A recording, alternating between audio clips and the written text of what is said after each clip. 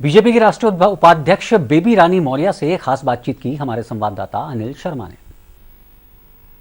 हमारे साथ मौजूद हैं राष्ट्रीय उपाध्यक्ष बेबी रानी मौर्य जी। उनसे जानते हैं, जिस तरीके से विपक्ष एक हमला बोल रहा है कि दोनों जो अभी मत गए हैं उसमें सफाया हो जाएगा भाजपा का, क्या कहेंगे आप? भाजपा दुगनी ताकत से आ रही है और जितना मैंने दौरे किए हैं उससे मुझे लग रहा है कि अब जो दलित समाज था, जो बीएसपी से जुड़ा हुआ था, वो भी भारतीय जनता पार्टी की तरफ मुड़ रहा है। और क्योंकि मैनपुरी में मैं थी, उन्हें ये डर है कि जिस तरह हमारी मतलब जो खेत थे उन पर कब्जे कर लिए, हमारी बहन बेटियों के साथ जो छेड़छाड़ होती थी, जो गुंडा राज था, उसको हमें खात्मा करना है और हम भारतीय जनता पार्टी को वोट करेंगे। कह रहे हैं बुलडोजर अब नहीं चलेगा, बुलडोजर खत्म हो चुका है प्रदेश से। योगी जी का जो बुलडोजर की जो धमकी देते थे वो पूरी तरह से खत्म हो जाएगा, ये उनका कहना है ना। बुलडोजर तो चलेगा, जिन्होंने गरीबों की ज़मीन हत्याई है, जिन्होंने इलीगल ज़मीनें हत्याई हैं, उन पर तो फिर वो बुलडोजर चलेगा और फिर योगी जी हमारे मुख्यमंत्री बनेंगे। जिस तरीके से समाजवादी पार्टी के राष्ट्रीय अध्यक्ष हैं अखिलेश जी मंच से पुलिस को धमका रहे हैं, तमाम कटाक्ष कर रहे हैं, क्या कहेंगे? आने वाली सत्ता अगर उनके पास रही तो कैसी रहेगी? नहीं तो ये तो उनकी मानसिकता को दर्शा रहा है ना। वो खुले मंच से पुलिस को इस तरह धमका रहे हैं, तो पुलिस तो बेचारी जो भी शासन होता है उसके साथ होती है। पुलिस का काम बहुत अच्छा है, उन्होंने लॉ और ऑर्डर को बिल्कुल काबू में किया हुआ है, कहीं ऐसी अप्रिय घटना नहीं होने दे रही है। तो ये जिस तरह पुलिस से बात कर रहे हैं, तो क्या पुलिस की समझ में नहीं आ रहा होगा कि ये गुंडागर्दी और बढ़ेगी, और गुंडागर्दी बढ़ेगी तो उनका भी क्या होगा। तो इसलिए कोई नहीं चाहता कि सपा की सरकार बने। जिस तरीके से एक समाज को लेकर विकास की बात रही है समाजवादी पार्टी में, क्या कहेंगे? वाकई एक समाज की बात करी है समाजवादी पार्टी ने? देखिए, उन्होंने वाकई एक समाज की बात तो की है, लेकिन वो भी हमारे अपने हैं, पर इनको इस तरह की राजनीति नहीं करनी चाहिए थी। भारतीय जनता पार्टी ने, चाहे मोदी जी हों चाहे योगी जी हों, उन्होंने सर्व समाज का विकास किया। कोई जाति नहीं देखी, कोई धर्म नहीं देखा।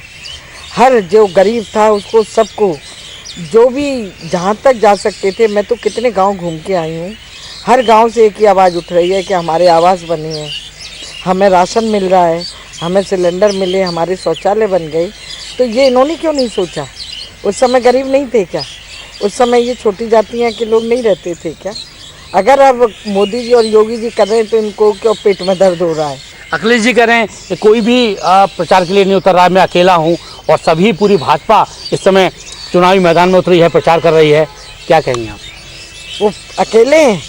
वो अपने इतने बीमार पिता को ले आए, जो बेचारे बिल्कुल मतलब नाम भी याद नहीं रहता जिनको। और दूसरा, प्रोफेसर रामगोपाल जी लगातार उनकी मीटिंगें कर रहे हैं, और भी उनके भाई हैं घर के, वो भी कर रहे होंगे, वो खुद भी कर रहे हैं। तो उन्हें भाजपा से कहीं ना कहीं तो डर है ही, तभी उन्होंने पूरे खानदान परिवार को उतार दिया है मैनपुरी में, लेकिन फिर भी वह भाजपा जीतेगी। परिवारवाद का आरोप भी लगाया है सपा पर कि परिवारवादी है। इसमें परिवारवादी तो है ही, इसमें क्या सोचना है? उनके घर का एक एक सदस्य, कोई सांसद है तो कोई ब्लॉक प्रमुख है तो कोई प्रधान है तो कोई कुछ है, तो ये परिवारवाद नहीं है। तो और इन्होंने किसको बढ़ाया है? एक भारतीय जनता पार्टी है, चाहे यहाँ ब्राह्मण हो, ठाकुर हो, दलित हो, हर समाज को इन्होंने आगे किया है। मैं भी दलित समाज से आती हूँ, मुझे गवर्नर बनाया, मुझे चुनाव लड़ाया, अभी मैं राष्ट्रीय उपाध्यक्ष भी हूँ। तो ऐसी पार्टी का सबको सहयोग करना चाहिए, जो सब समाज को साथ लेके चल रही है, सबके विकास की बात कर रही है, तो उसको सपोर्ट करना चाहिए। अगर हम दोनों फेज़ों की बात करें तो इसमें वोटों परसेंटेज जो रही है अभी तक, उसमें भारतीय जनता पार्टी को कितना लाभ मिलेगी? देखिए, हमें काफ़ी सीटें मिलने वाली हैं, और जैसा मैं देख के आई हूँ, जो एक लोगों की मानसिकता बन गई है कि हमें तो फूल पे ही वोट देना है, हमें तो भारतीय जनता पार्टी को वोट देना है। अगर इन्होंने गांव में गुंडागर्दी नहीं की तो 100% भारतीय जनता पार्टी की जो भी विधायक हैं वो हमारे मैनपुरी से सब विधायक बनेंगे। और जलेसर में भी कल मैं होके आई हूँ, वहाँ भी अच्छी स्थिति है उनकी।